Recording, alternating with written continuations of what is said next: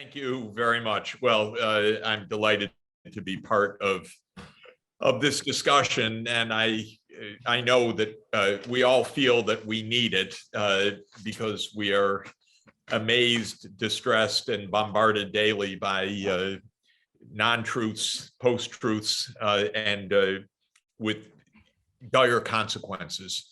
So we're living through a moment where the inability to parse truth from fiction is causing massive suffering. And I want to speak about that. I caught the end of Jennifer's excellent remarks, and I'll actually pick up again on the discussion of vaccine coverage as a case study for us. And I will try to share my screen if I can do that, and talk about the situation in the United States. So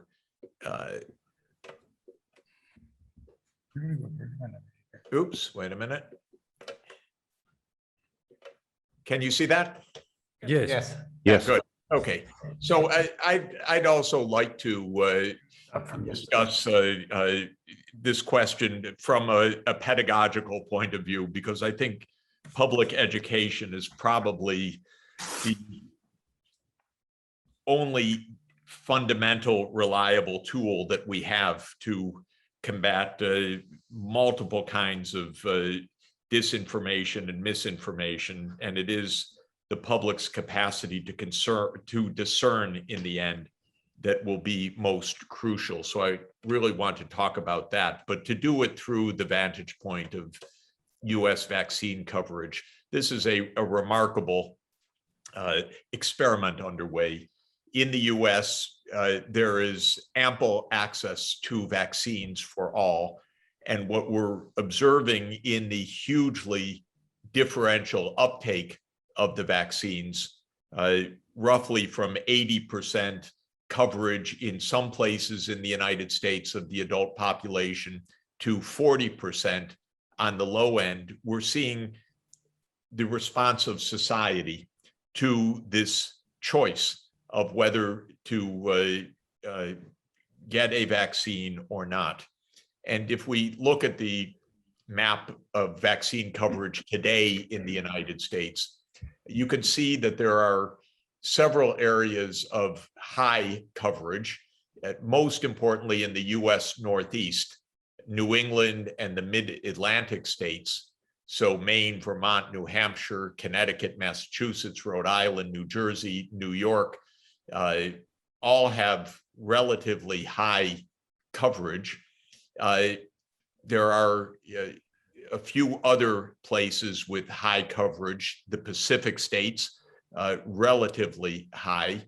And then there is a significant part of the United States with quite low coverage, especially the eastern southern states and the Midwest states to somewhat lesser extent. But the lowest coverage is in the stretch Oklahoma, Arkansas, Louisiana, Mississippi, Alabama, Georgia, South Carolina, Tennessee. And the question is what accounts for this vast difference, which is also having an enormous reflection in cases and deaths in recent weeks as well. This is the cases per capita across US counties, again, as of today. And you see the highest concentrations in those southern states in the eastern part of the United States, just a massive amount of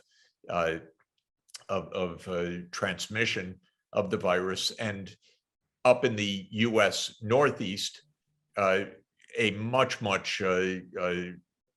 less intense epidemic.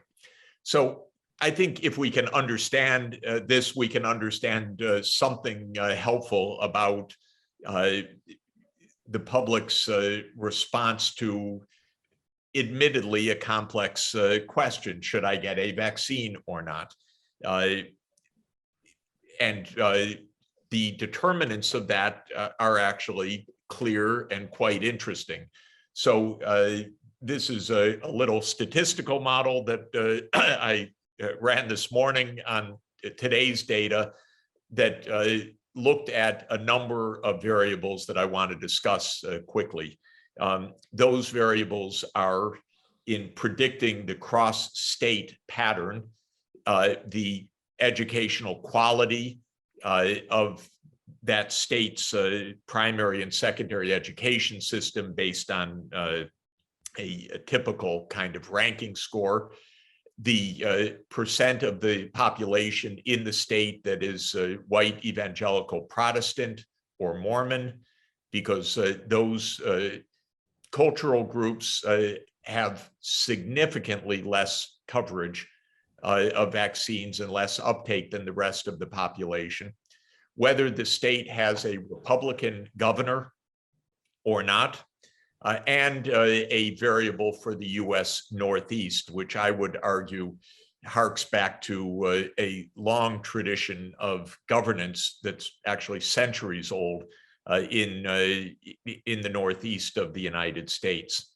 And it turns out all of these variables are quite significant statistically and account for more than 80% of the variation in uptake across the country. If we look at education quality, for example, the best primary and secondary school system by many different kinds of metrics is in the US Northeast, and that's also the area with the highest vaccine uptake. And if one looks at what's called a partial regression line, which is just looking at the education and vaccine coverage, you see this upward sloping line where higher education quality by state is associated with higher vaccine coverage by state. So this is, I think, one part of the explanation. Southern states are have very weak education systems, and they also have a very weak vaccine uptake. If you look geographically, aside from education quality by state of the region of the Northeast, this is the region with the most comprehensive education system in American history, already starting back in the 17th century with the village schools, whereas in the South, the public education system began only after the Civil War and continued to be of poor quality afterwards. That Northeast region shows up even beyond the quality of education index as having an especially high vaccine coverage rate. Another variable of interest is the white evangelical Protestant population, which in general has a view towards science, which is, I think, poorly formed, usually anti-science in outlook, whether it's on environmental science or public health issues or vaccine science. And it's not surprising that the highest white evangelical Protestant population coverage is in that same band from Oklahoma across the US southern states. And again, in a statistical analysis, controlling for these other variables, a higher white evangelical population is significantly negatively related to vaccine uptake with these high concentrations of Protestant evangelicalism in the southern states. A third variable is political ideology and the role of government in advocating for or against vaccine uptake. So I looked at whether the state has a Democratic or a Republican governor. In addition to these other variables, that's also quite significant. Having a Republican governor is associated with around 5 percentage points lower vaccine coverage than having a Democratic governor. And that reflects many things, but partly it reflects political ideology. Looking at the Catholic population, by the way, you can see the Catholic population is most concentrated up in the US Northeast and in the Pacific states. And Catholic population states have a significantly higher vaccine coverage than the evangelical Protestant states. But separating the effect of religion versus educational quality is hard. This measure of Catholic proportion of the state population is not by itself statistically significant. So to my mind, what we are observing in the US, and I think, of course, every society will have its own major determinants, is a mix of at least 3 kinds of processes that are leading to high uptake of vaccines versus low uptake of vaccines in the United States. One is, without question, people with better education, better scientific training, higher educational attainment are far more likely to get a vaccine. They're much more able to do what Jennifer was saying, which is to assess the evidence, assess relative risks of being vaccinated or not vaccinated, and there's a strong education gradient. In general, on almost all issues of concern for sustainable development and social policy, education is the most important single determinant, in my view. Higher education is related to acceptance of climate change. It's related to understanding of the pandemic. It's related to acceptance of social policies and public policies for income distribution and so on. So that's one of the 3 factors. A second factor is culture. And culture, I think, is clearly, we're in the United States, we're in a cultural battle that is intense, profound, utterly disorienting for the society. But part of the cultural battle is on religious lines. The white evangelical Protestant population shows up on many different dimensions of attitudes towards sustainable development as hostile to the scientific understanding, and in this case, I would say hostile to the health-seeking behavior on a personal matter. But generally, the receptivity to science is very low, and this shows up on a number of different dimensions of response, including to the vaccines.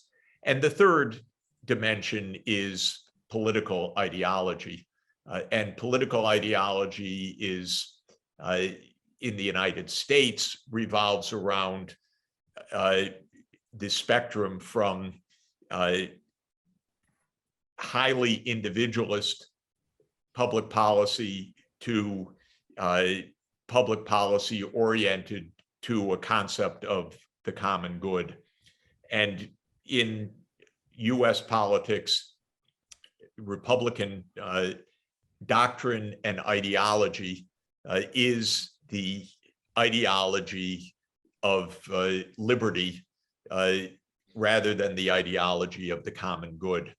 And we see that playing out in a quite literal rhetoric, of course, with Republican governors, most famously the Texas governor Abbott and the Florida governor DeSantis, saying that wearing face masks or getting vaccines must not be the subject of any kind of public policy or mandate. These issues of whether or not to wear a mask or whether or not to get a vaccine are treated entirely as matters of individual decision-making rather than as argued by both the science and public health advice, matters of pro-social behavior, not just pro-individual behavior. So when it comes to getting vaccines, it's not only to protect oneself, though that's important, of course, but also to help to stop the epidemic and to break ultimately the transmission and the development of new variants and so forth. But in ideological terms, that mode of discourse is very contentious in the US scene because these issues are viewed as purely ones of personal choice. So, could we ask you to wrap up so we have time for questions as well? Yeah, so just to conclude, I think we need to understand whatever the issue of, there are many reasons for deliberate disinformation and misinformation. There are many channels, whether it's vested interest, demagoguery, created, manufactured confusion, or simply the difficulty of parsing a complex environment. I think that these multiple dimensions are all playing a role. But then comes the question of how to address them. And I would argue that it is public education that is the most important of all of these.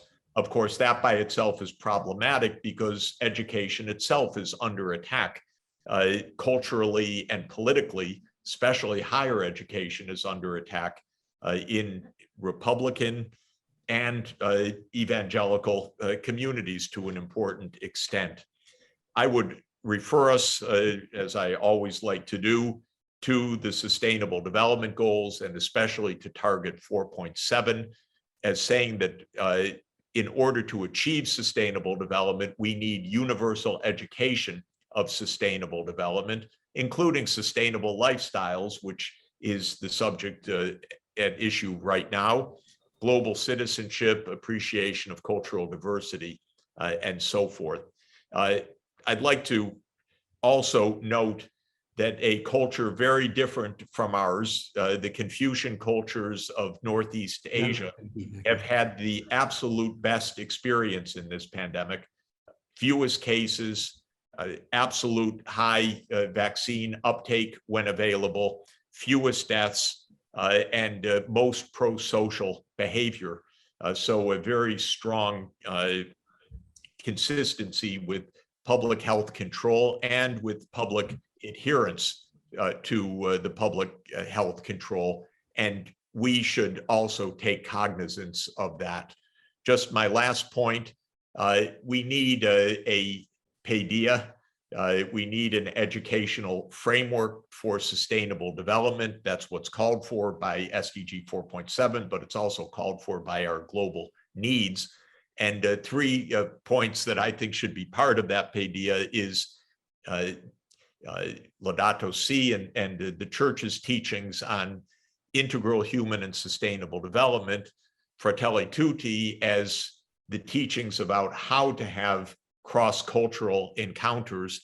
And I'd like to put on the agenda modern Confucianism and its norms of social harmony as something that I think could help to infuse world culture in the 21st century as well. So let me stop there and turn it back over to you. Thank you, Jeffrey. Excellent presentation.